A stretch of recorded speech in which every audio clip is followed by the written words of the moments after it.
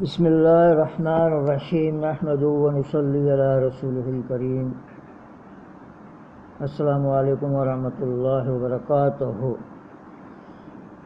میرے قابل احترام دوست اور بزرگوں، اس وقت پوری دنیا کے اندر سب جو سازشیں کر رہی ہیں یا کر رہے ہیں، سارے کے سارے کسی نہ کسی طرح سے یہ انسانیت موت سے بچ جائے، سارے پلاننگ کریں، لیکن ضروری یہ ہے کہ ساری انسانیت جہنم سے کیسے بچے، جہنم سے کیسے بچے۔ موت کو تو آنا ہے ایک نہ ایک دن، اس بیماری میں آوے، اس بیماری کے بعد آوے۔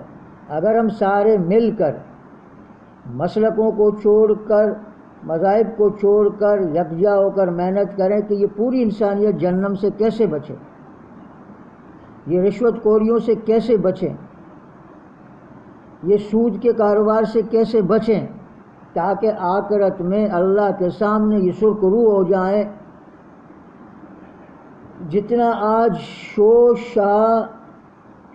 شرابہ یعنی کرونا کا ہو رہا ہے، اتنا ہی اگر شور شرابہ سارے مسلمان مل کر لا الہ الا اللہ کی صدا لگاتے، آج بچے کی زبان میں کرونا ہے، حالانکہ اس کو پتہ ہی نہیں ہے۔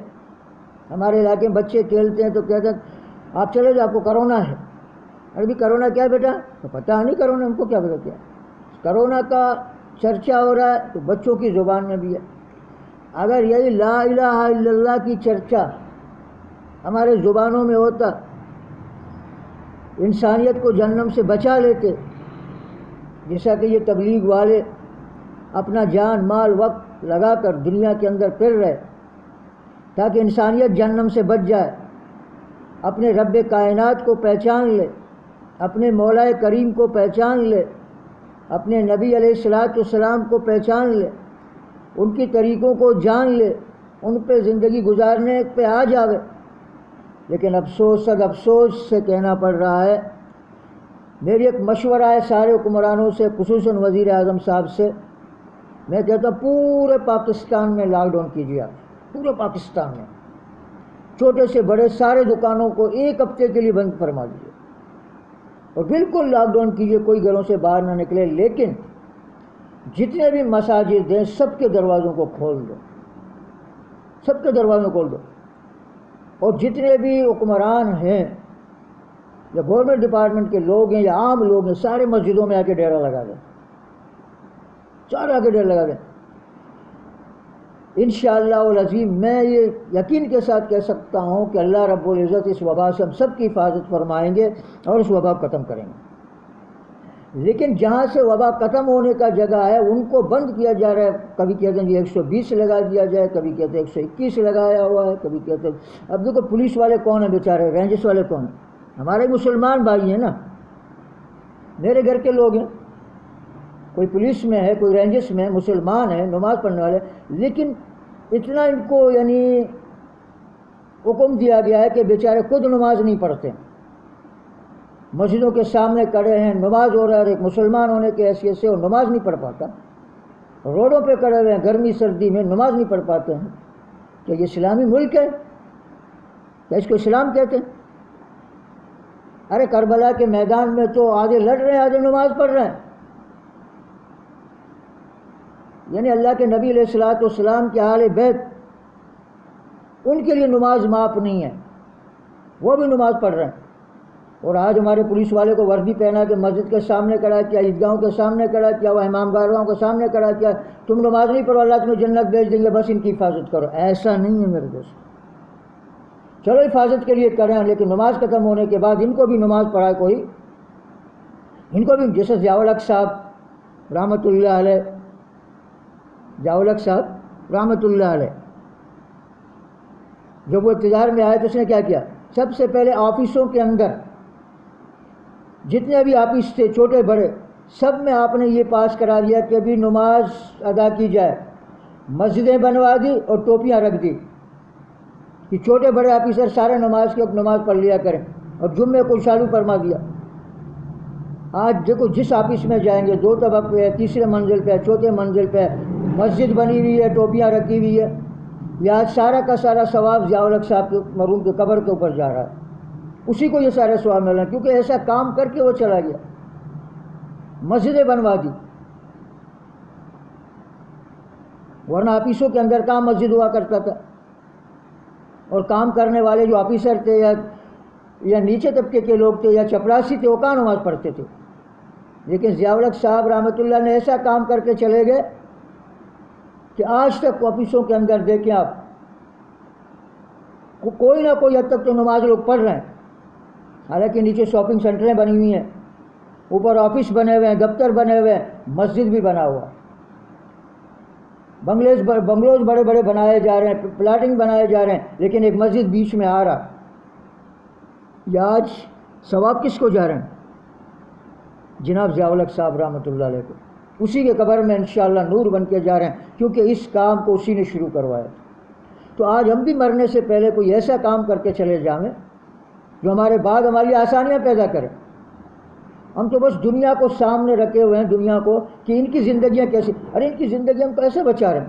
الیکشن کے دور میں دیکھو ہم کتنے لوگوں کو مرواتے ہیں، پیپلز پارٹی والے نون لیگ کو، نون لیگ والے مسلم لیگ کو، یہ سارے ایک دوسرے کو مرواتے ہیں پیچھے پیچھے سے پیسہ دے کر. آج انہی کی زندگی بچانے کے لیے کرونا کا ایک بہانہ بنایا ہوا ہم لوگوں سب نے.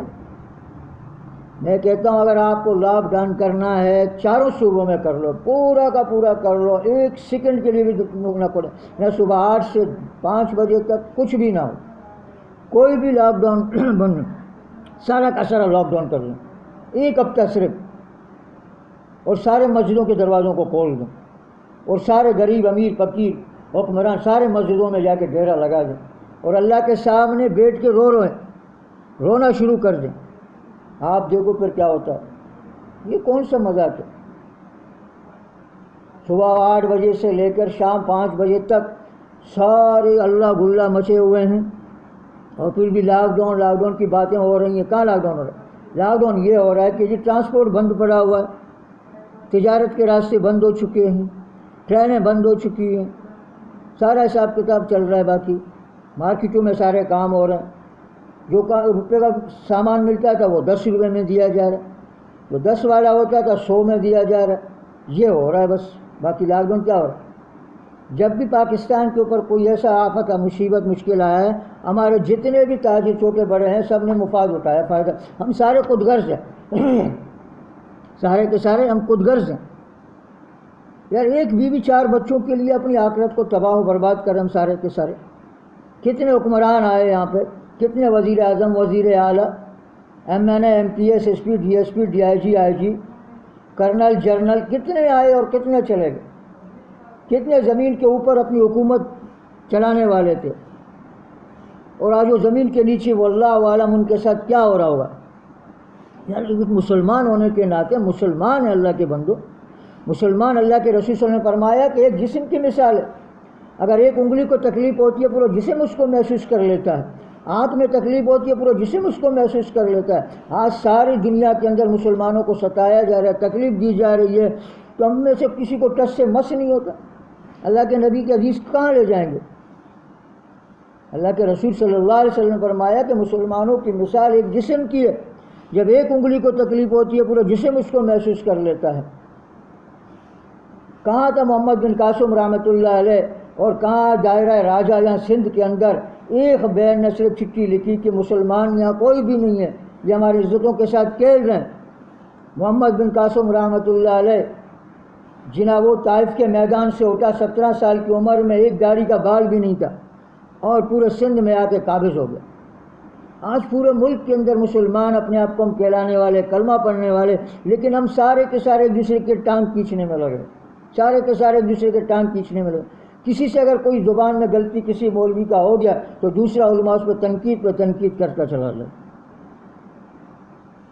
یہ تنقید کا وجہ کیا ہوتا ہے؟ میں اس سے اچھا سمجھتا ہوں، میں اس سے بہتر جانتا ہوں، اس لیے ایک دوسرے پہ ہم تنقید کرتے رہتے ہیں.